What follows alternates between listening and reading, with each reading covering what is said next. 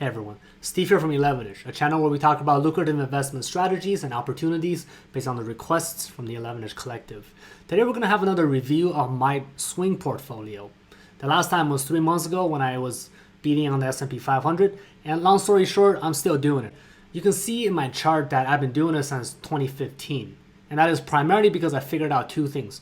One is I finally figured out a sustainable, scalable approach in investing. And two is because I figured out that if I swing trade in my Roth IRA, I don't have to worry about taxes as long as I don't cash out before I'm old as shit. So in this video, we're going to talk about in a little bit more detail how I invest in my swing trading portfolios. And also we're going to have a review of what I'm currently investing in so that you have a better idea of what I'm doing, how I'm doing it, and how I put my money where my mouth is. If this is the type of content you've been looking for, please hit that like button and let's get started.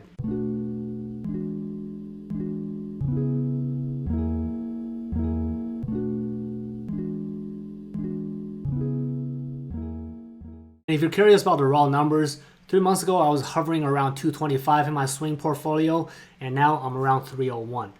Now, the point of this video is not to brag by any means. I really hope you don't get the wrong idea here. The idea here is to build credibility for my relatively small channel so that I can create the 11ish collective of people who I used to be, where there is no material like this that helped me build my portfolio. I had to do a ton of trial and error and lost quite a bit of money in order for me to scale up and get to where I am today. I want to help you remove that hassle so that you can make money faster.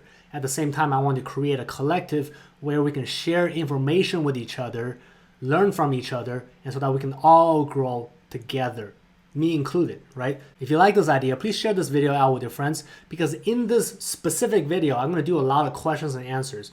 I'm going to show you how I built my portfolio, and then I'm going to share with you my current portfolio, what's in it, why I am investing in it, and what my vision is for the next 3 to 6 months. Now, if you already have a super developed trading style and you're just curious about the content of my portfolio, you can go ahead and skip ahead. I'll give you a timestamp right here. Now, for the rest of you, this video is to give you context of my approach so that you have an idea of the content of my investment portfolio. First and foremost, the definition of swing trading to me is between 3 and 6 months. And this is usually because I'm basically investing based on the understanding of a company's value proposition for the next 3 to 6 months. I'm expecting whatever they're trying to do to pay off in the next 3 to 6 months. Anything longer becomes a long-term investment. Now, if the market is super hyphy, sometimes I invest in a 2-week to 2-month window as well, especially right now because we're in a bubble. I want to ensure that I invest in the right idea and sell before all the options traders pull out. That is the primary reason why I'm investing in a much shorter period. Now, a common question I get is, Steve, my bankroll isn't that big. I have to do options trading. And my response to that is, my Roth IRA started off relatively small as well. As you can see, I've only contributed about $40,000 into my Roth IRA, and now I have around $300,000. And just to be clear, my bankroll started off very small as well. I used to try to, save everything I can working at AM/PM and driving buses while I was in school. And saving and then doing my trial and error thing, reading a lot of books to better understand how investments work, how businesses work, and then eventually I reached a stage where you can see my Roth IRA. So my whole point is that everything is relative. We all start from the beginning and reach the next stage. If you have the fortune of having a big bankroll to begin with, great. But if you're new to investing, I suggest you invest with a little amount of money in the first place because you don't want that unnecessary risk. If you can create a 6 to 7x growth opportunity for yourself and you become consistent with it, it'll compound over and over and you'll have bigger and bigger and bigger and more money sooner than you think. Compounding your gains happens way faster than you think. And so you don't need that extra risk of options trading. Now, beyond bankroll, the next common question that I get is, I need a penny stock because $1 going to $100 is a shit ton of money. I don't have much money, and this is how I can make money faster. Now, I was in that phase at one point in my life. I was playing pharma like crazy, and yes, I did make a reasonable amount of money and came out ahead, but I can tell you that the amount of risk involved is just not worth it. I can also tell you that I did this before I figured out I can do swing trading in my Roth IRA for tax purposes, which means that all of the gains that you see in my Roth IRA is not from playing penny stocks. The bulk of my gains from my Roth IRA is playing with stocks in the S&P 500. That is more than enough gain. You just have to figure out which stocks to choose, which leads to the next common question: how many stocks should I be playing with? And my answer is 4 to 5. In fact, after talking with some professional investors, apparently that's what they do as well. Because if you diversify further, then you're too diversified. You might as well invest in the whole S&P 500. But if you choose 4 or 5 and be very strategic about it in terms of timing and the category of the investment, then you can grow way faster than the S&P 500. That's what I do, and it's been working out very well for me. You will also have to learn about bankroll management and risk profiling so that you can be effective in the partition of the amount of money you put into each stock. I really want to make a separate video on this specific topic, but I will touch a little bit on this in the later parts of this video. The next common question I get is how fast or how often do I cycle to my stock picks?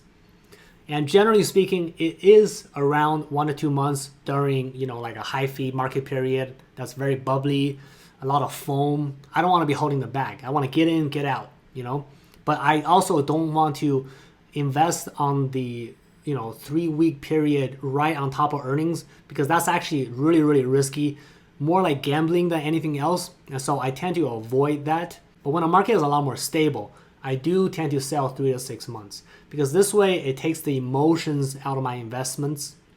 It also gives the leadership of the company I'm investing in to actually execute, as opposed to me trading on news. You don't want to trade on news.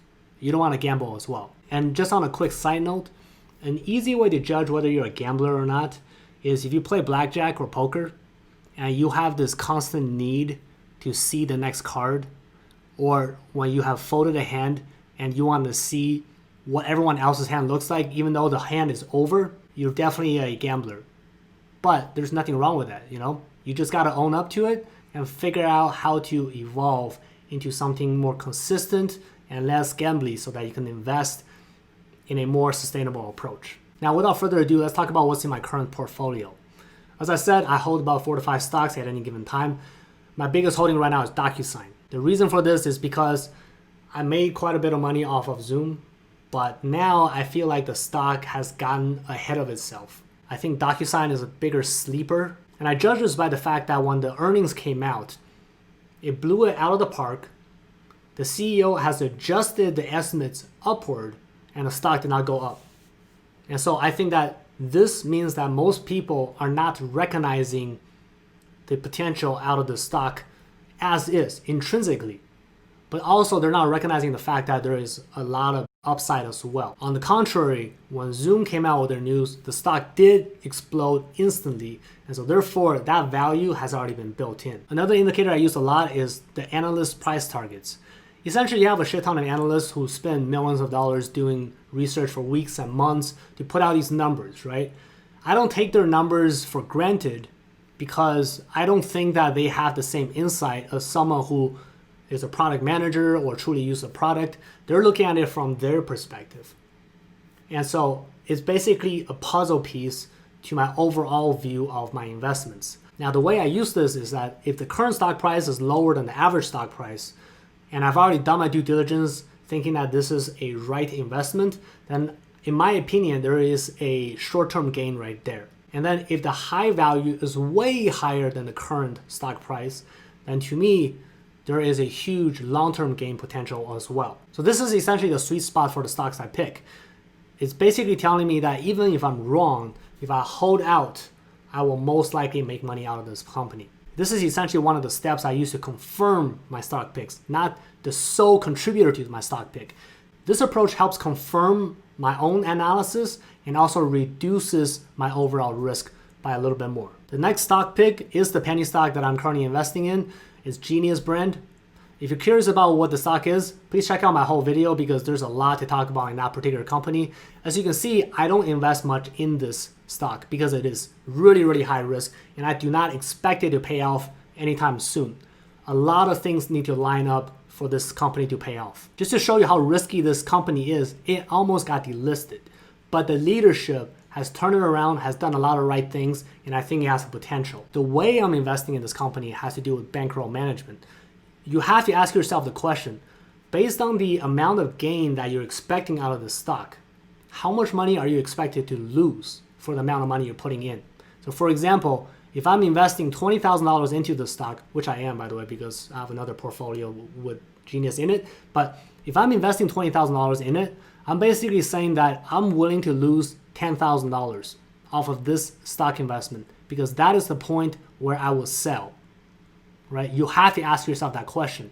If the amount of money that you're going to lose on an investment is way too high, then you should not be investing in that company at all, or you should be lowering the amount of money you're investing in that company. The next company is eBay. They're already making $11 billion a year, which makes me feel confident that I won't lose a lot of money. But at the same time, because e-commerce as a unit has been doing really, really well, I'm expecting eBay to do well too. The caveat here is that eBay's PE ratio is significantly lower than any other e-commerce business. And this is why I think it has the biggest potential for gain. The next company I'm investing in is RPRX. Now, I've invested in this company when it just went IPO, knowing that most stocks go down after IPOs, which is why I only put a little bit of money. I got a little too excited. I really like what they're doing, and I put some money in. But long story short, I tend to stay away from pharmas as a whole, but a company that invests in other pharmas from phase 3 and onward, I mean, if I were investing in pharmaceuticals myself, that's what I would be doing. They're basically doing it at a much, much larger scale, and they've been doing this for years. So this is why I'm investing in RPRX. They're basically doing my job for me, and I'm just expecting to be paid out, right? So everyone wins. I love this company. I should mention that there are 3 stock picks that I'm super interested in, and that is Microsoft, Peloton, and Zoom. I've been advocating for Peloton since it was like $35. I pulled out because it just went way too high. I think that people are a little too optimistic, especially when their competitors are piling in the amount of money and the fundraising they're doing. So I'm a little bit concerned. I want to see the stock price to be a little bit more neutral before I start throwing more money in. For Zoom, I've been recommending it since I realized that they were successfully tackling Southeast Asia when everyone was just bitching about security issues, right? I think everyone missed the mark, and that's why I knew Zoom had a huge growth potential. But now the stock price is way too high, and so I'm waiting for that to kind of mellow out as well before I invest into it. I think that is absolutely the Tesla of video conferencing, and it's going to be a huge investment either way. Lastly, Microsoft. You just can't go wrong with Microsoft. I mean, like, they're a legal monopoly. I think that's the best way to put it. And you just can't go wrong investing in Microsoft. Again, if you're interested in me talking about any of these stocks specifically, please check out the videos I've linked in the description. So this way you have a better idea of my thoughts on each stock, both the pros and the cons. I know my trading style isn't for everyone because it's not just fundamentals. I'm mixing speculation, micro and macroeconomics into my investment style. And so if this is not for you, I understand. But for everyone else, I truly believe my approach can work for you as well. It has been working for me consistently for quite a long time now. Also, the benefit of having the 11ish Collective is that we're gonna have more and more insightful members providing us comments and feedbacks of ideas and investment edges that will help us make money faster. This is not about pump and dump. This is about being informed, investing correctly, and making money together. Thanks for watching this video. I hope you found this content useful. Again, please like this video so that you can help us grow the 11ish Collective. And if you can, please share this video as well. If you have any questions or concerns, leave me a note, and I look forward to working with you next time. Thanks for watching.